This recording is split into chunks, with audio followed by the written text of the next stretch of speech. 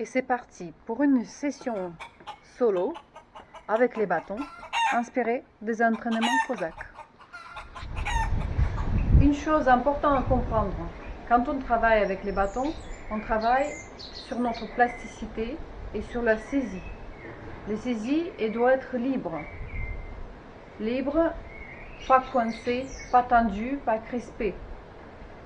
Chaque main, elle va avoir une fonction. Soit ça va être un axe, des pivots, une main qui applique la force. Et cet axe, il peut être aussi libre, c'est-à-dire qu'on se balade. Il y a une règle d'une main libre. Même s'il y a une qui est occupée, on peut à tout moment l'avoir dans la position libre pour se défendre. Deuxième chose, on travaille sur le corps global. Ça veut dire que les jambes ne sont pas dissociées du haut du corps et des bras. Et vice versa, quand les bras travaillent, on ne reste pas figé sur les jambes. Au moins, on va transférer les poids d'un pied à l'autre. L'autre chose importante, on s'en souvient que le mouvement n'est pas dissocié de la respiration ni du regard. Quand on bouge, on respire. Et les regards, ils suivent le mouvement. Les regards périphériques, les regards focus. Alors c'est parti, on va donc créer une vague avec tout le corps. Vous vous étirez vers le haut, vous pouvez monter sur les pointes et on descend par les poignets, les bras et progressivement on libère toutes les parties du corps, on remonte et on descend.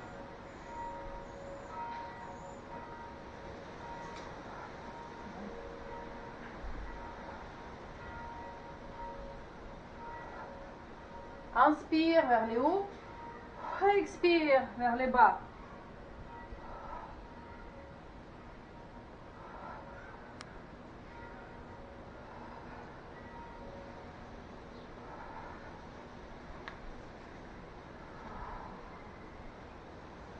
Travaillez tout votre corps. On peut renverser et faire un accent vers le haut. Hop. Hop. Une vague vers le haut.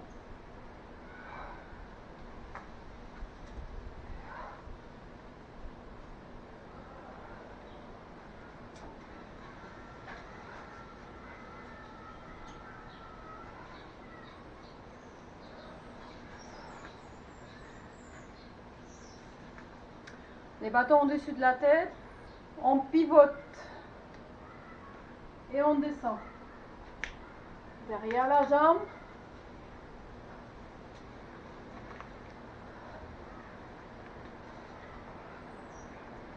Ou si c'est difficile, devant.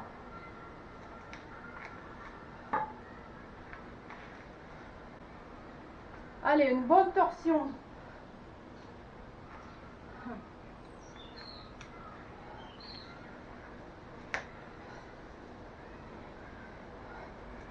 Expirez quand vous allez vers le bas.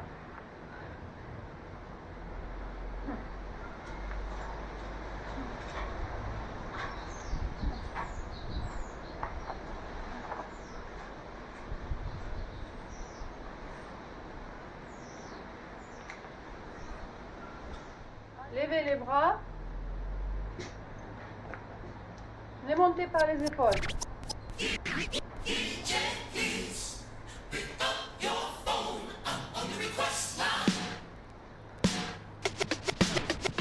Regardez au-dessus de l'horizon.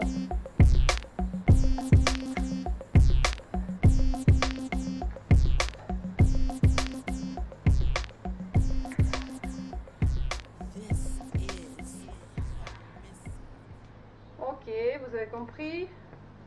On roule les bâtons sur les avant-bras. ou plutôt les bâtons qui se roulent toutes seules. Alors vous faites que tourner les bras. En supination, on laisse venir les bâtons vers soi. Hop. En pronation, on les rend dans le monde.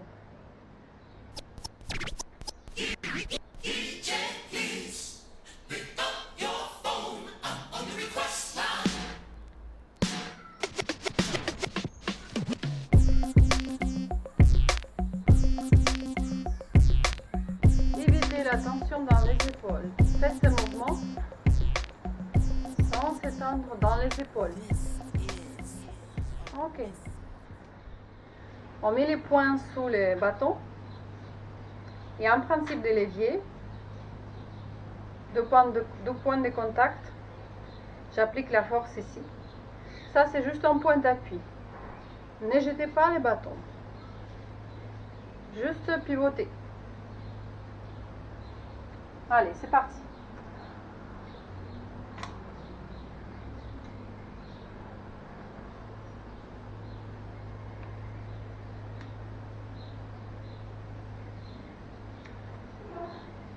Changez les mains, les bâtons qui tournent autour de l'os. Hop.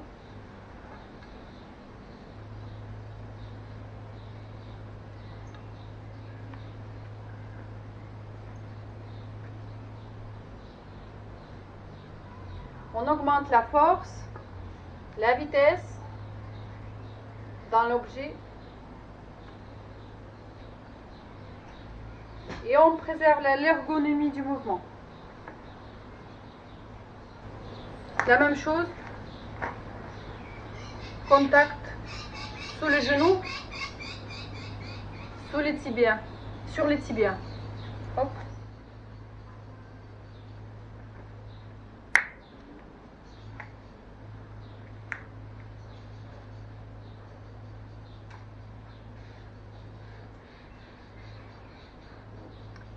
C'est les moments où je plie les genoux.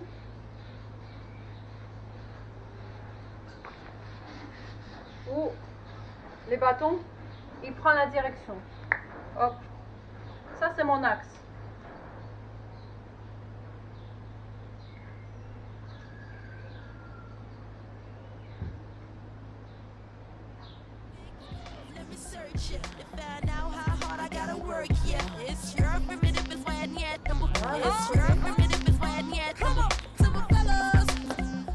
Il y a les moustiques qui commencent à venir.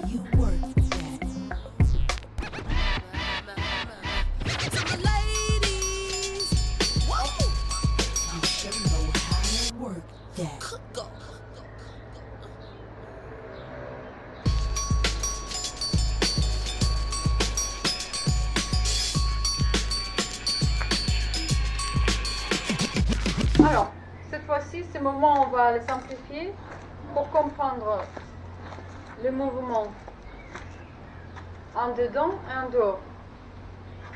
Un axe fixe et l'autre qui est libre. Hop. Position initiale. Saisie. Paume vers le ciel. On ferme la main droite. On tourne les poignets vers l'intérieur. Et on revient.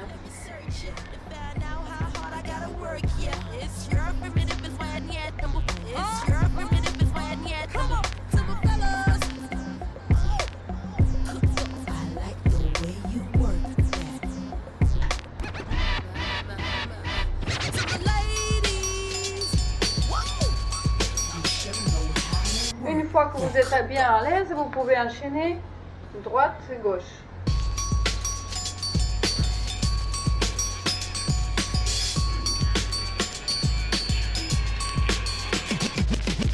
Cette fois-ci, ça va être juste en aller, en pronation, à l'intérieur.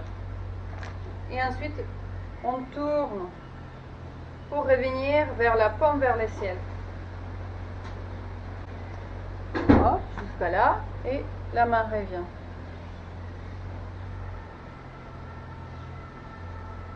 Comme ça, vous avez une possibilité de creuser ces mouvements de chez vous. Hop. Ok. On change la saisie. Les paumes vers le sol en supination. Et on passe derrière. Hop. Hop.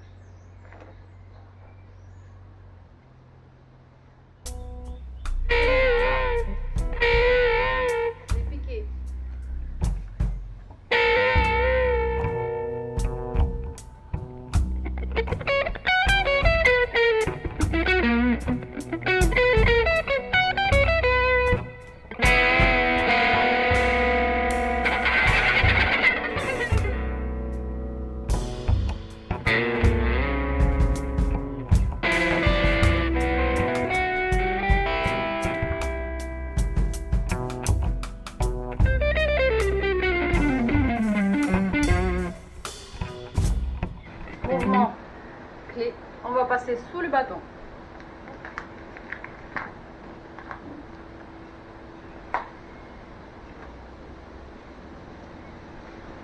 Hop. Montrez la direction avec l'autre main. Hop. Tenez le dos droit. Hop.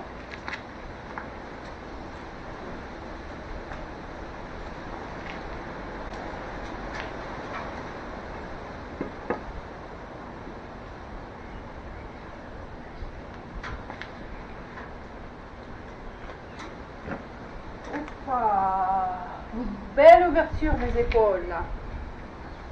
Ici, on est allé, on peut revenir. On est allé et on revient. Hop. On y va et on revient.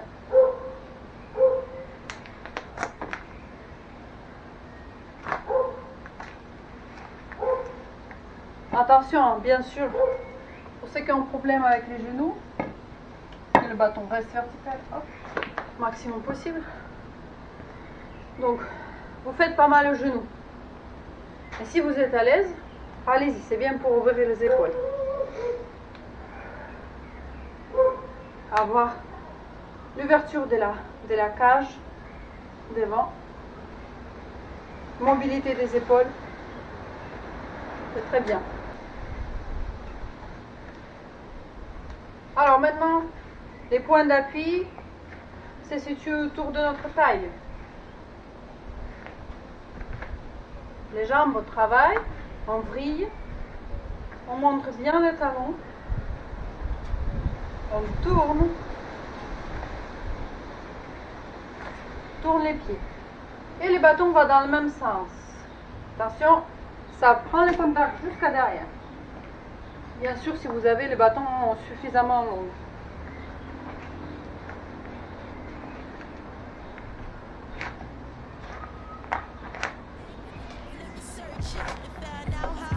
Un côté, puis l'autre.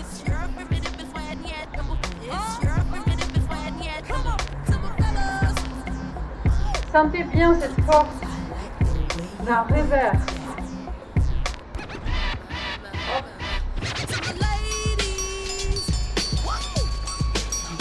Oh, c'est mon centre en plus qui brille.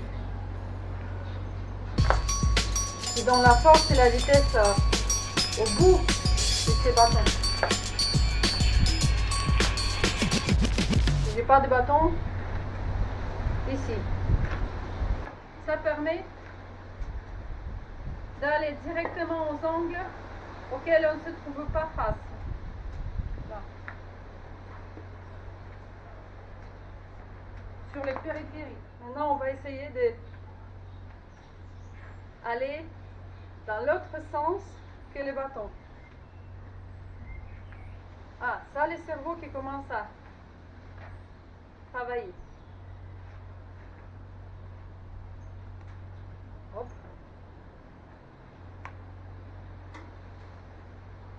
Si les bâtons il va à droite, moi je tourne à gauche. Le sens du contact change. Ça entraîne la coordination du... Quand on donne par exemple un coup en allant en arrière, c'est-à-dire légèrement dos à la cible.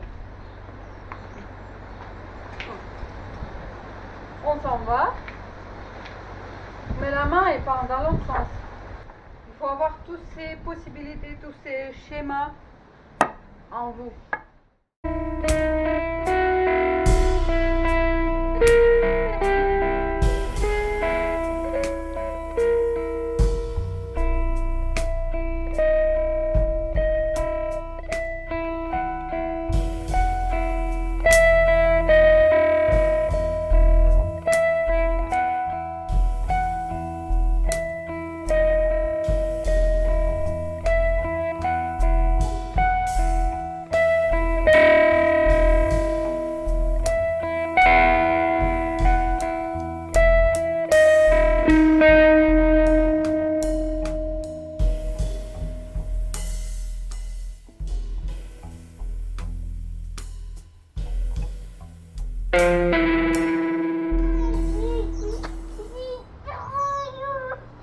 Tu veux refaire? Non. Okay. Non, c'est pas fini.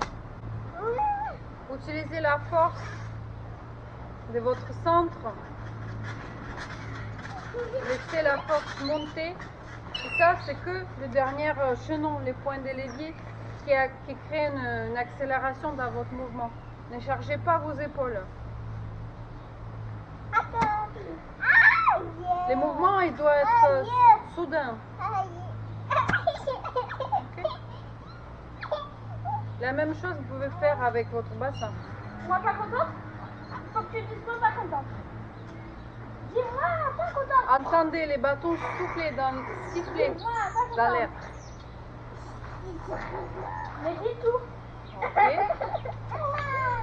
Dis-moi, pas Notre contente. mouvement, les rotations sur les avant-bras. Non, dis-moi, pas contente. Pas contente.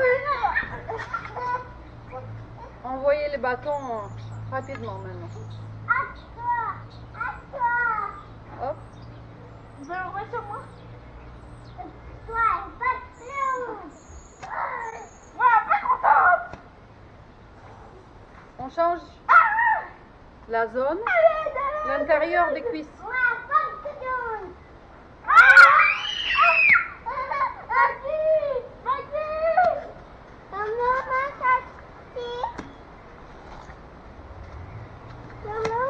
Là, je peux vraiment engager mon impulse parce que le sol absorbe les coups de bâton. Hop.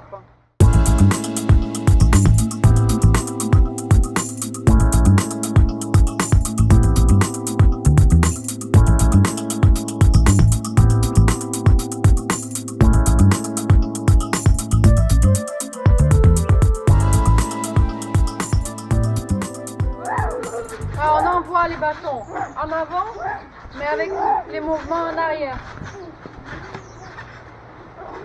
Ça va vous servir à avoir cette jambe qui part en arrière, encore une fois, pour vos frappes et pour le travail de tout le corps.